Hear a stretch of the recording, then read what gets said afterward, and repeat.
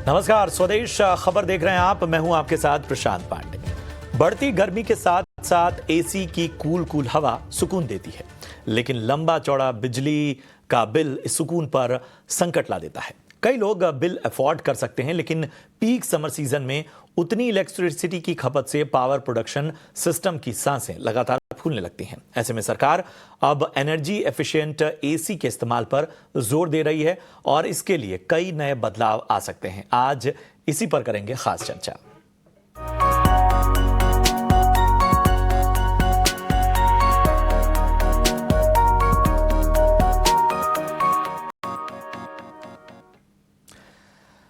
चलिए, तो आज सुपर एक्सक्लूसिव खबर पर हम चर्चा कर रहे हैं और एक्सपर्ट से भी इस पर बातचीत होगी। सरकार एनर्जी एफिशिएंसी को लेकर बड़े बदलाव करने की तैयारी है। ज्यादा जानकारी सबसे पहले समीर दीक्षित से ले लेते हैं और उसके बाद जुड़ेंगे अपने खास एक्सपर्ट से।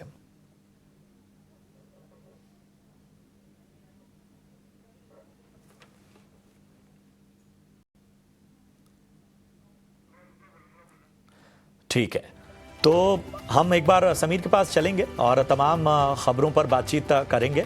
और समीर हमारे साथ इस वक्त जुड़ चुके हैं। समीर, जरा बताएं क्या खबर है? सरकार देश में एनर्जी एफिशिएंसी के मानकों को सुधारने और बेहतर बनाने के लिए जल्द ही एक बड़ा कदम उठाने जा रही है। सूत्रों की माने तो अगले साल की शुरुआत से, संभवतः जनवरी से, अभी जो एनर्जी एफिशिएंसी के पैरामीटर्स अलग अलग अप्लायंसेस में आप देखते हैं, ये बदलने जा रहे हैं। सरल भाषा में यूं समझे कि अभी आप जो भी एसी या फ्रिज खरीदते हैं उसमें आप देखते होंगे कि 5 स्टार, 4 स्टार और 3 स्टार की रेटिंग दी जाती है। इसका मतलब यह है कि वो कितनी एनर्जी कंज्यूम करता है, उसी के आधार पर वो स्टार रेटिंग दी जाती है। लेकिन अब सरकार इन एनर्जी एफिशिएंसी के मानकों को सुधारने जा रही है और बदलाव ये होगा कि अभी जो 5 स्टार है, अगले साल से वो 4 स्टार हो जाएगा, एक स्टेप डाउन हो जाएगा। ठीक ऐसे ही 4 स्टार आने वाले समय में 3 स्टार अप्लायंस हो जाएगा और जो 3 स्टार है वो और नीचे आकर के 2 स्टार अप्लायंस हो जाएगा। ऐसा सरकार को लगता है कि एनर्जी एफिशिएंसी मानकों को सुधारने से जो पैरामीटर्स है, इसका फायदा न सिर्फ इंडस्ट्री को बल्कि एंड यूजर यानी कि ग्राहकों को ज्यादा फायदा होगा और एनर्जी कंजर्वेशन की दिशा में भी ये काफी कारगर साबित होगा। सरकार का यह भी मत है कि इंडस्ट्री काफी हद तक मैच्योर हो चुकी है। ऐसे अप्लायंसेज वो बना रही है कि जो कि कम एनर्जी में बेहतर आउटपुट देते हैं। इसलिए भी सरकार इन नए मानकों को लाने की तैयारी कर रही है और इस दिशा में बाकायदा इंडस्ट्री कंसल्टेशन भी पूरा हो चुका है। रही बात इंडस्ट्री की, तो इंडस्ट्री की तरफ से विशेषकर एयर कंडीशनर और रेफ्रिजरेटर सेगमेंट की इंडस्ट्री की तरफ से ये बात आ रही है कि वो मानकों को मानने के लिए तैयार तो हैं, लेकिन सरकार से कुछ अतिरिक्त मोहलत की मांग कर सकते हैं ताकि इन जब ये नए मानक रोल आउट हों तो कम से कम जो मौजूदा स्टॉक है या इन्वेंट्री है उसको वो क्लियर अप कर पाए। तो ये जो नई स्टार रेटिंग होगी वो संभवतः अगले साल जनवरी से सरकार इसको लागू करने की योजना बना रही है और इन मानकों के आने से आपका जो टीवी, फ्रिज या कोई भी अप्लायंस खरीदने का जो फिलहाल का जो पैरामीटर है वो बदलेगा और आप नए पैरामीटर्स या नए स्टार रेटिंग के आधार पर अपने अप्लायंसेस को खरीद पाएंगे। तो ये है अहम खबर और इन तमाम बातों को आपके सामने समीर ने रखा। और सबसे बड़ी बात यही है कि एक तो इस पूरे क्षेत्र में एक स्क्रैपिंग जो है और एक जो एक्सचेंज की जो तमाम चीज़ें हैं वो और ज़्यादा बेहतर होंगी और रेटिंग जो है वो और ज़्यादा बेहतर होने वाली है। चलिए, हमारे साथ जाने माने कंज्यूमर और civil right activist Shriram Khanna साहब जुड़ चुके हैं। श्रीराम सर, पहली टिप्पणी, इस पूरे सुधार को कैसे देखते हैं आप? देखिए, मुझे तो लगता है कि ये एक नवीन एक्सपेरिमेंट है जो पीक कंजम्पशन है बिजली की, जो एयर कंडीशनर्स का इसमें जो बड़ा हिस्सा है उसको कम करेगी। और दूसरा, इसका फायदा उपभोक्ताओं को होगा कि जिनके घरों में एयर कंडीशनर लगे हैं 2 स्टार के और 3 स्टार के और जिनके बिल दबा के आते हैं बिजली के, उनको बिजली के बिल में भी राहत मिलेगी। तो इससे डबल बेनिफिट है। एक तो कंजम्पशन कम होगी बिजली की और दूसरा जो कंज्यूमर है उसका बिल कम आएगा। और क्योंकि नॉर्मली 5 स्टार जो एसी है वो 3 स्टार एसी से 20-25% महंगा होता है। तो ज़्यादातर कंज्यूमर जो हैं वो 3 स्टार एसी खरीद लेते हैं क्योंकि ज़्यादातर उनको मालूम नहीं होता कि कितना असर पड़ने वाला है बिजली के बिल में। तो सरकार की ये जो इनिशिएटिव है, मैं इसका स्वागत करता हूँ और उपभोक्ताओं को इसका दिल खोल के स्वागत करना चाहिए। और जैसे ये स्कीम लागू हो तो जो पुराने एसी उनके यहाँ लगे हुए हैं वो बदलवा के और नए एसी लगवाएं ताकि एक तो उनको सब्सिडी मिले उसकी रिप्लेसमेंट की, और दूसरा उनको बिजली के बिल में राहत मिलेगी। ऐसा मेरा मानना है जी। ठीक है। श्रीराम सर, एक चीज मैं समझना चाहता हूं कि आखिर इस तरह के जो फैसले हैं या इस तरह का जो रिफॉर्म होता है उसमें क्यों इतनी देरी हो गई? मतलब हम जान रहे हैं पावर शॉर्टेज हो या ख़ास तौर पे जिस तरह से कंज्यूमर डिमांड बढ़ रही है, और अब तो हम रूरल एरियाज में भी देख रहे हैं, वहाँ पर भी हमेशा ये एक द्वंद चलता रहता है कि भाई क्वालिटी प्रोडक्ट्स जो हैं वो रूरल क्षेत्र में जो हैं वो लोग सस्ते लेने के चक्कर में कहीं ना कहीं इस रेटिंग वाली सुविधा से वंचित रह जाते हैं। देखिए, ये रूरल और अर्बन का डिफरेंस नहीं है। हिंदुस्तान का कंज्यूमर चाहे मध्यम वर्गीय हो, चाहे अमीर हो या गरीब हो, वो ज्यादा पैसे खर्चने के लिए तैयार नहीं है जब तक उसको बेनिफिट नहीं दिखाई दे। और उसको एयर कंडीशनर यूज करना है कमरा ठंडा करने के लिए, उसको ये समझ नहीं आया है कि 5 स्टार जो एयर कंडीशनर है उसके कंप्रेसर ज्यादा एफिशिएंट हैं, हालांकि कुछ महंगे हैं, परंतु उसकी बिजली की कम खपत करेंगे, ओवरऑल उसको फायदा है। ये जानकारी के अभाव में बहुत से कंज्यूमर्स फिर भी सस्ते वाले एसी खरीद लेते हैं, और कंपनियों को मुनाफा कमाने के लिए 5 स्टार एसी को प्रीमियम ब्रांड बना के बेचती हैं। हालांकि इतना महंगा वो होना नहीं चाहिए, परंतु अगर सरकार इसमें इंटरवीन करेगी तो सभी मैन्युफैक्चरर जो इस स्कीम में पार्टिसिपेट करेंगे वो 5 स्टार मैन्युफैक्चर करके एक फिक्स दाम पे आपको देंगे, और उससे उपभोक्ता को आसानी होगी कि वो 3 स्टार से 5 स्टार को शिफ्ट कर सके। और कई घरों में तो 10-10 साल पुराने एसी लगे हैं जो 3 स्टार से भी बदतर हैं, उनको भी बदलने का मौका मिल जाएगा। मैं इस इनिशिएटिव का स्वागत करता हूं और उपभोक्ताओं से आह्वान करता हूं कि अपने घरों में 5 स्टार वाले जो रेटिंग्स वाले हैं, जब भी ये स्कीम आए आप तैयारी करिए अपने पुराने एसीज को स्क्रैप करके और नए एसीज में लाने की, और ये इसकी एक स्वागत योग्य स्कीम है। धन्यवाद सर। आखिरी सवाल मेरा आपसे होगा कि अगर हम इंडस्ट्री के लिहाज से देखें या कंजम्पशन के लिहाज से देखें तो ये कितना फायदेमंद होगा, न सिर्फ कंज्यूमर के लिए जो आपने बताया, बल्कि इंडस्ट्री के लिए जब चीजें कहीं ना कहीं एक रोल ओवर में होंगी तो वो कितना फायदा पहुंचाएंगी?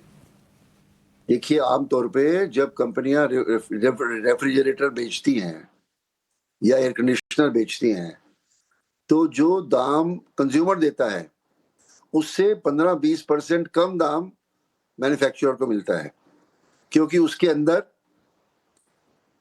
डिस्ट्रीब्यूशन कॉस्ट है, डीलर का मार्जिन है, इंस्टॉलेशन कॉस्ट हैं। तो अगर वो मैन्युफैक्चरर अपना 20% काम कम करके और सीधा ही बल्क सप्लाई कर दे बीई के किसी या सरकार की स्कीम के अंदर, और कोई भी कंज्यूमर है, सबको पता है सारे के सारे 5 स्टार हैं, आंख बंद करके कोई सा ले लीजिए, तो उसको ब्रांड की तुलनात्मक का ध्यान नहीं करना पड़ेगा कि मैं इस ब्रांड का लूं या उस ब्रांड का लूं। सब ब्रांड बराबर हैं क्योंकि सारे की 5 स्टार रेटिंग है। तो ये आसान हो जाएगा उपभोक्ता के लिए भी, और मुझे लगता है कि ये मैन्युफैक्चरर्स के लिए भी फायदेमंद रहेगा कि वो अपना बहुत सारा मार्केटिंग का खर्चा बचा लेंगे इस स्कीम के तहत। जी, बहुत बहुत शुक्रिया करेंगे श्रीराम सर। हर पहलू को बड़ी आसान भाषा में आपने समझाया और बताया कि इंडस्ट्री और कंज्यूमर दोनों के हितों के लिए क्यों ये सुधार बहुत आवश्यक है, हालांकि बहुत पहले हो जाना चाहिए था। शुक्रिया करेंगे और इस तरह की चर्चाओं में आगे भी हम आपको आमंत्रित करेंगे। बहुत बहुत धन्यवाद सर, अपना कीमती समय आपने दिया। चलिए, अपने एक अहम फैसला लेते हुए केंद्रीय सरकारी कर्मचारियों के लिए महंगाई भत्ते में 2% की बढ़ोतरी की मंजूरी दे दी है। साथ ही कैबिनेट ने 22,920 करोड़ की पीएलआई स्कीम को मंजूरी दी है। पूरी खबर के साथ प्रकाश प्रियदर्शी हमारे साथ जुड़ चुके हैं। प्रकाश, बताएं, बड़े ऐलान और बड़ी मंजूरियां आज।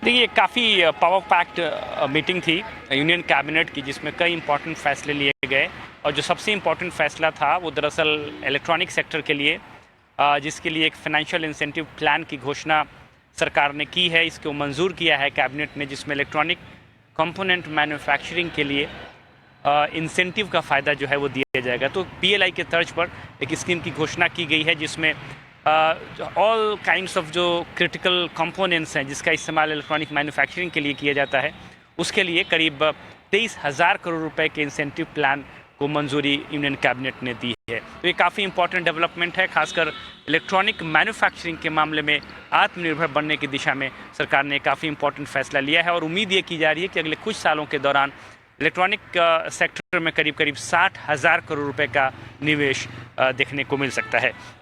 इसके अलावा एक और इम्पॉर्टेंट फैसला किया गया है, वो किसानों से संबंधित है। जो NPK फर्टिलाइज़र है उसके लिए करीब 37,000 करोड़ रुपए के सब्सिडी अमाउंट की घोषणा की गई है। इस प्रस्ताव को कैबिनेट ने मंजूर किया है, जिसके हिसाब से कंपनीज़ को ये सब्सिडी की रकम दी जाएगी और कंपनीज़ अफोर्डेबल प्राइसेस पर सब्सिडाइज्ड रेट पर किसानों को फर्टिलाइज़र की सप्लाई करेंगे। दो अहम फैसले लिए गए हैं बिहार से संबंधित। आपको पता है कि बिहार में कुछ महीनों में चुनाव होने हैं और उसके हिसाब से ये काफ़ी इंपॉर्टेंट डेवलपमेंट हो सकता है। पहला फैसला लिया गया है दरअसल एक लिंकिंग प्रोजेक्ट जो कि कोशी मेशी रिवर लिंकिंग प्रोजेक्ट है, उसके लिए 6,000 करोड़ रुपए की राशि कैबिनेट ने मंजूर की है। और दूसरा एक इम्पॉर्टेंट फैसला है वो दरअसल पटना से सासाराम को लिंक जोड़ने के लिए एक ग्रीनफील्ड हाईवे प्रोजेक्ट को मंजूरी दी गई है, जिसके लिए करीब 3700 करोड़ रुपए की राशि कैबिनेट ने मंजूर की है। साथ ही साथ एक और इम्पॉर्टेंट फैसला जिसका जिक्र आपने शुरुआत में किया, दरअसल सरकारी कर्मचारियों से संबंधित उनके DA में 2% की बढ़ोतरी करने का फैसला यूनियन कैबिनेट ने किया है। सरकार के ऊपर करीब 6,000 करोड़ रुपए का बोझ है, लेकिन 2% की बढ़ोतरी जो है वो केंद्रीय कर्मचारियों के DA में करने का फैसला यूनियन कैबिनेट ने किया है। जी शुक्रिया करेंगे इस अहम जानकारी के लिए प्रकाश आपका। इन सब के बीच में सेबी के FNO एक्सपायरी के प्रस्ताव से शेयर इंडिया के शेयर में आज गिरावट देखने को मिली। कंपनी के लिए क्या है दिक्कतें, शरद दुबे से जरा जानते हैं। जी शरद। जी बिल्कुल, अब हम बात करेंगे शेयर इंडिया सिक्योरिटीज़ के लिए। यहाँ पे वेल्थ इरोजन जो है बढ़ी हुई है रिटेल इन्वेस्टर्स के लिए, और यहाँ पे 2 या 3 अहम गलतियाँ जो है कंपनी की हैं, एनालिस्ट का मानना है, खास करके उनकी जो इन्वेस्टमेंट्स हुई है। अगर आप देखें मेट्रोपॉलिटन एक्सचेंज को लेके, अब ये बात यहाँ से शुरू होती है कि सेबी जो है कल उन्होंने एक नई सर्कुलर निकाली जहाँ पे जो है एक्सपायरी के दिन सिर्फ 2 ही रखे गए हैं। उन्होंने ये कंसल्टेशन पेपर में कहा है। अब ये नेगेटिव हो जाता है अगर हम बात करें 1 एक्सचेंज 1 डे 1 एक्सपायरी थीम में। इसका मतलब ये है कि मेट्रोपॉलिटन एक्सचेंज में जो है बड़े इन्वेस्टर्स आ रहे थे, इंक्लूडिंग शेयर इंडिया सिक्योरिटीज़, जहाँ पे होप थी कि एक और एक्सचेंज रिवाइव हो जाए। और अगर वो एक्सचेंज रिवाइव हो जाता है तो इक्विटी मार्केट्स में FNO के कॉन्ट्रैक्ट्स आ सकते हैं और अलग एक्सपायरी हो सकता है। लेकिन कंपनी ने इन्वेस्ट किया यहाँ पे, लगभग आप कह सकते हैं 5% स्टेक के लिए 60 करोड़ रुपए। लेकिन अब देखिए जो सेबी की सर्कुलर आई है उससे जो है सारा फोकस वापस BSE और NSE में आ जाता है, और इन दोनों का जो मार्केट शेयर है बहुत बड़ा है, और यही दोनों रफली 100% मार्केट शेयर कमांड करते हैं। तो इसका मतलब मेट्रोपॉलिटन एक्सचेंज को जो है अगर एक्सपायरी लाना होगा सेम डे में या BSE का या NSE का, तो उनको बहुत प्रॉब्लम देखने वाली है। और शेयर इंडिया सिक्योरिटीज़ ने इन्वेस्ट किया था इसी बात के रिवाइवल को लेके। अगर प्राइसिंग की बात करें मेट्रोपॉलिटन एक्सचेंज की, तो अनलिस्टेड मार्केट में ये न्यूज़ फ्लो के कारण जो है स्टॉक 14% के ऊपर तक चला गया था, 14 रुपये माफ़ करिएगा। और याद रखिए जो अभी करंट प्राइस है वो 50% से नीचे गिर चुका है। पिछले 4 साल से प्राइस पूरा फ्लैट था, 1.5 रुपये प्रति शेयर के नीचे था। और जो एक्विजिशन प्राइस आया है शेयर इंडिया सिक्योरिटीज़ का वो भी 2 रुपये प्रति शेयर पे है। अभी मार्केट एनालिस्ट और एक्सपर्ट्स का मानना है कि और ज़्यादा भारी गिरावट जो है आपको मेट्रोपॉलिटन एक्सचेंज में देखने मिल सकता है। शेयर इंडिया सिक्योरिटीज़ के कुछ और भी पॉइंटर्स हैं जहां पे स्टॉक को प्रेशर दे रही है और निवेशकों का लॉस हो रहा है। इन पॉइंट्स के बारे में बताता हूं तो एक IPO डिले हुई है अर्चित नोवुड, यहाँ पे क्वेरीज भी एक्सचेंज के रेस किया गया है, और इनके मर्चेंट बैंकिंग आर्म की ये कंपनी है। प्रमोटर शेयर होल्डिंग की भी डिक्रीज हो रही है, और कैंसिलेशन देखने मिला उनकी एक एक्विजिशन हो रही थी DSM फ्रेश फूड्स को लेके। कुछ रेड फ्लैग्स भी आए हैं, और जो करंट SME IPO चल रहा है जिसका नाम है इन्फोनेटिव सॉल्यूशंस। और इम्पोर्टेंटली बता दें कि मैसिव वेल्थ इरोजन जो है इन्वेस्टर्स का हुआ है। एक साल में 47% गिरा है स्टॉक, लाइफ टाइम हाई से स्टॉक 60%, और 2025 में देखें तो 45% का गिरावट देखने मिला है। और ये हमारी मुहिम रहती है कि जहाँ पे रिटेल शेयर होल्डर्स का बड़ा लॉस हो तो उस कंपनी के बारे में जो है हम इन्वेस्टिगेटिव जो है रिसर्च करते हैं और आपके सामने ये पूरा लाते हैं। और ये है पूरा लेखा जोखा आपका शेयर इंडिया सिक्योरिटीज़ का। बहुत बहुत शुक्रिया करेंगे शरद आपका। अप्रैल सीरीज की कमजोर शुरुआत हुई है। निफ्टी करीब 70 अंक फिसलकर 23,500 के स्तर पर बंद हुआ। बैंक निफ्टी भी सपाट क्लोजिंग हुई। रियल्टी, आईटी, मेटल शेयरों पर दबाव ज्यादा रहा। कैसा रहा बाजार में एक्शन, अंश भीलवार इसके बारे में बता रहे हैं। इस फिनेंशियल ईयर रिकॉर्ड हाई मारता हुआ दिखा बाजार। निफ्टी से शुरुआत करें तो 26,000 छू चुका है। अगर हम दूसरे यहाँ पे इंडेक्सेस देखें, निफ्टी बैंक स्पेशली तो 54,000 छूता हुआ नजर आया इस फिनेंशियल ईयर। साथ ही साथ अगर यहाँ पे हम मिड कैप स्पेस देखें तो स्पेशली मिड कैप 100 इंडेक्स ने 60,000 के साइकोलॉजिकल मार्क को छूता हुआ दिखा है इस फिनेंशियल ईयर में। अगर हम दूसरे ही सारे एक्चुअली ब्रॉडर मार्केट की बात करें तो Nifty, mid cap, small cap तीनों ही इंडेक्स ने रिकॉर्ड हाई का स्तर छुआ। ना सिर्फ ब्रॉडर इंडेक्सेस, लेकिन अगर हम सेक्टर्स की भी बात करें तो ऑलमोस्ट सारे ही सेक्टर ने रिकॉर्ड हाई छूते हुए नजर आए हैं इस फिनेंशियल ईयर में। शुरुआत अगर हम फार्मा से करें तो यहाँ पे 10% से ज़्यादा का अप मूव बनता हुआ नजर आ रहा है। मेटल भी लगभग इसके आसपास ही हमें मूव देता हुआ नजर आया है इस फिनेंशियल ईयर। साथ ही साथ अगर बैंक की बात करें तो रिकॉर्ड हाई तो छुआ ही था, लेकिन इस फिनेंशियल ईयर भी 9% से ज़्यादा का गेन के साथ बंद होता हुआ नजर आया है। IT इंडेक्स देखें तो 10 में से 7 स्टॉक्स यहाँ पे ग्रीन निशान में बंद होते हुए नजर आए हैं, लेकिन सारे सेक्टर्स नहीं थे जो हरे निशान में बंद हुए। कुछ ऐसे भी सेक्टर्स थे जो लाल निशान में बंद हुए, जैसे कि एनर्जी इंडेक्स, ये भी लाल निशान में बंद हुआ। 12%, 10 से 12% से भी ज्यादा का बिकवाली के साथ ये इंडेक्स बंद होता हुआ नजर आया है। इसके साथ साथ हम देखें तो PSU बैंक और रियल्टी भी हमें लाल निशान में दिखे। रियल्टी इंडेक्स देखें तो 4% से ज्यादा गिरता हुआ नजर आया। लेकिन ओवरऑल देखा जाए तो फिनेंशियल ईयर काफी पॉजिटिव रहा था, स्पेशली ब्रॉडर इंडिसेस के लिए। शुक्रिया करेंगे अंश आपका इस अहम जानकारी के लिए। चलिए अब बढ़ते हैं अपने खास सेगमेंट 5 का पंच की तरफ, जहां मेरे सहयोगी रविंदर आपको बताएंगे कि किन शेयरों और सेक्टर ने लगाया मार्केट में एक्शन भरा पंच। 5 के पंच में बात करेंगे 5 ऐसे स्टॉक की जिस पर आज खबरों के दम पर और ब्रोकरेज के दम पर एक्शन देखने को मिला। तो सबसे पहले बात करते हैं BSE की, जहां पर सेबी ने जो है कंसल्टेंट पेपर रिलीज़ किया है यूनिफॉर्म एक्सपायरी डेज को लेकर, और NSE ने जो है जो उन्होंने पहले वीकली एक्सपायरी को लेकर जो उन्होंने थर्सडे टू मंडे जो उन्होंने चेंज किया था, उसका जो सर्कुलर है उसको उसमें डेफर किया है। अगला जो स्टॉक फोकस में था BEML, जहाँ पर कंपनी को जो है बेंगलुरु मेट्रो रेल कॉरपोरेशन से ऑर्डर मिला है, जिससे कि कंपनी जो डिज़ाइन, मैन्युफैक्चर, सप्लाई करने वाली है स्टैंडर्ड गज मेट्रो कार्स का, जिसमें इंक्लूडिंग है कॉम्प्रिहेंसिव मेंटेनेंस अगले 15 सालों के लिए। और जो वैल्यू है इस कॉन्ट्रैक्ट का वो 405 करोड़ का है, जिसके चलते BEML में भी जो है आज अच्छी खासी तेजी देखने को मिली। अगला जो स्टॉक आज फोकस में था NHPC, जहाँ पर CLSA ने नोट निकाली है NHPC पर, और उन्होंने हाई कन्विक्शन आउट परफॉर्म रखा है NHPC पर, और टारगेट प्राइस जो 117 का रखा है, जहाँ पर उनका कहना है कि NHPC जो है वो उसका जो Parvati 2 set hydro electric power project है वो कंपनी जो है उसको फर्स्ट वीक ऑफ अप्रैल में कमीशन कर सकती है।